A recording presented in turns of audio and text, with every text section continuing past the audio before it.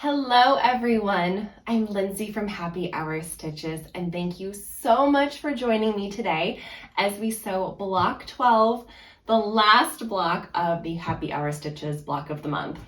I can't believe we're already at the last one. This year has been so much fun sewing along together, seeing everyone's beautiful blocks and quilts, and I just can't wait to get these blocks into our finished quilts, and then we can all celebrate and have this beautiful finished quilt to start the new year off. So in this video, I'm going to be sharing my best tips for making this block, as well as some products to make the process a little easier. Now, if you're just joining us now, you're joining us late, this block of the month was free to my email subscribers. If you sign up before the end of the year, you will still get some of the blocks emailed to you for free. Individual blocks are available on my website for purchase if you're just missing a few of them. But if you're joining late and you really do want to sew this block of the month later in the year, this whole pattern, including all 12 blocks, the bare paw setting, and the finishing instructions are available for sale on my website. So make sure you grab it there. You can still use all the hashtags, follow along with all the videos. I'll still see everyone's posts. It's such a fun quilt. So I want it to live much longer past just this year. So so let's dive into making this block together. I have all my pieces for block 12 cut out. Block 12 is one of our easiest blocks. It uses some of the least amount of pieces, and it uses some of our largest pieces. So we are ending this block of the month with an easy block. So I've pressed everything, cut everything, and did a little spray, some flatter spray there just to get all the wrinkles out and just make sure they're all ready for sewing. So let's get started. First, we're going to make our half square triangles using our largest squares. So we're going to mark diagonal lines on the wrong side of our white squares. Now, normally I would do this with my handy dandy hair marker. It's one of my favorite tools. And if you click a link in the video description, you will see a video I did of a variety of ways to mark diagonal lines on your squares. But I'm going to do a different one today just to make it easy. So you can, when we make half square triangles, we mark a diagonal line and then we sew a 1/4 inch on each side of the diagonal line. Well, I'm going to cut out the marking step completely, and I'm actually just going to cut our squares on the diagonal. And what this does is, instead of marking, sewing, and then cutting, I'm skipping the marking step. I'm going straight to cutting, and then we're going to end with sewing. So I am just cutting all of my pieces in half here. And then when we take these over to our sewing machine, I will layer my 2 triangles together and sew with a 1/4 inch. And I actually find this method to be easier in some cases because now I can use the lines on my machine to sew an accurate 1/4 inch seam. I don't have to guess a 1/4 inch outside of the marked line. So to me, this is an easier method and one I use often. So let's take these over to our machine. So I'm just going to sew a 1/4 inch. I'm using my diagonal seam tape on my machine as a guide. A 1/4 inch along the long side of those 2 triangles, but if you marked diagonals on a square, you'll sew a 1/4 inch on both sides of your marked line. So let's get sewing. Now that we've sewed our half square triangles, we need to trim them to size. We're trimming them to 4.5 inches. Now there's a few different ways to do it. One happens after we've already pressed them open, and one happens before we press. So I'm going to show you both methods. So when we're trimming before we've pressed, I like to use my Clearly Perfect slotted trimmers. They're one of my favorite tools. And so here's the 4.5 inch line. That's the line we're using, and we're going to line that line with the sewn seam line here. And we're just going to make sure we have fabric all the way around. Then I'm going to take my rotary cutter, and you just trim along both sides And then it has these little notches to trim the dog ears off. I like to use my 28mm ruler because it a little more easily gets in these notches than a larger ruler does.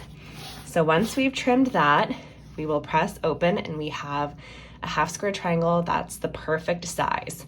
Now, if you prefer to do it without this ruler, just using your normal acrylic ruler, you will press, we're pressing towards that teal side. We're gonna take our normal acrylic ruler, we're gonna find that 45-degree line on our ruler, and we are going to align that with our diagonal seam. And then we're gonna find our 4.5-inch lines on our ruler and position it so we can trim along both of those 4.5-inch lines, and we can also trim on the outside. So there's fabric outside the 4.5-inch lines everywhere. We'll trim both sides here. Then we're going to flip our unit to the two sides we haven't trimmed yet. Again, line up our 45-degree line and then line up our 4.5-inch line on the side and bottom because we've already trimmed those, so it should be accurate now. And then we just trim those two sides again. And now we also have our unit trimmed to the correct size with our 45-degree line going directly down the center. So those are your two methods. So let me finish these up. We need 4 of these. Our next step is to add a pink square to our half square triangles. So in this technique, we're going to take our triangle. We want to make sure the white is on top and the teal is on the bottom. And then essentially we're going to be using a stitch and flip method to sew this on this. So we make a unit that has 2 smaller triangles and 1 larger triangle. So to do this, we're going to mark diagonal lines on the wrong side of all of our pink squares. I am gonna use my hair marker this time. So we're just gonna mark these all and take them over to our sewing machine. Okay, remember what I said, we want our half square triangle to be positioned so this line goes to the bottom left. And then we're gonna take our marked pink square, put it right on top, but the marked line is going to go this direction. So it's opposite the seam on our half square triangle. Now we're gonna sew exactly on this marked line.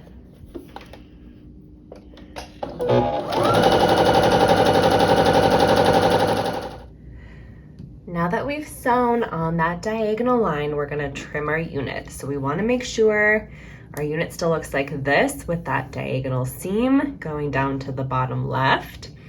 If it looks good, we're gonna trim off this bottom side. So to do that, I'm gonna flip my unit because I'm right-handed. I'm gonna line my 1/4-inch mark on my ruler with that sewn line and trim 1/4 inch out. Yes, we have a little fabric waste here. If you wanted, you could sew these together, and then you can make a little small little doll quilt or little mug rug coasters with these if you wanted, or throw them in your scrap bin. Or I might use mine for leader strips when I'm sewing, just to have some extra fabric. But once we have that, we're gonna repeat that for all of our others. So in these units, we're going to press toward the pink side just to help reduce bulk. So we'll do that here. And we actually only have 1 step left to go. This is like the fastest block we've done so far. So we are almost done with the last block here. I'm so excited. Now it's time to lay out our block pieces. So we're gonna start with our center purple square. Then we're gonna put these on the outside with the pink touching the purple, but kind of rotating as we go here. So there's a little pinwheel effect happening. And then our white squares go in the corners. Here we go. So now we're just gonna sew all of our pieces together in rows, and then sew our rows together, and our final block is done.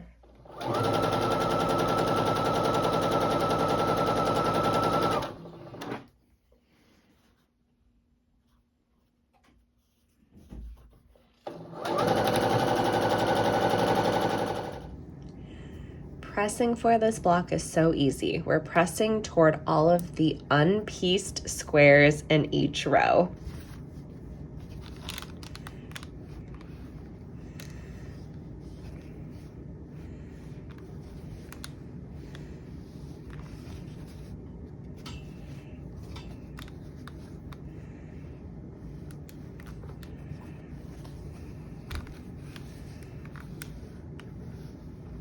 Now let's sew all of our rows together.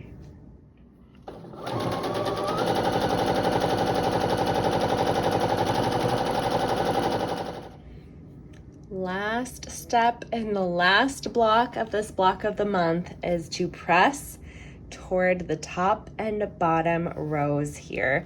And we are officially done, and we can start our block assembly. How exciting! Thank you so much for sewing block 12, December's block with me.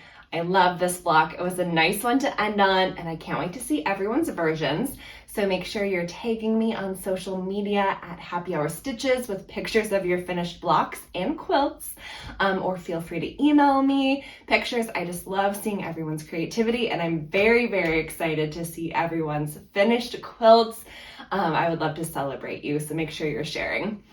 So I just wanted to let everyone know that although I've been doing videos for every single block, I won't be doing videos for the setting or the finishing instructions. I think they're fairly simple. You can see I've started sewing all my blocks into the bear paw setting here. So I'm well on my way to having my quilt finished. But if you're struggling with anything along the way, feel free to just message me, give me an email, and I will be happy to help through the finishing process as well. So thank you so much for joining me for this year-long block of the month. It means so much to me that you are a part of this journey, that you spent these little happy hours of sewing time with me and this pattern, and spread just such joy this year with all of your creations. So it means a lot to me. And there's more coming, another block of the month. So make sure you're continuing to follow me. There'll be a more official announcement and details coming soon. So yay! Okay, well, I will be back soon with more fun planned for Happy Hour Stitches. So thanks for joining me on this project.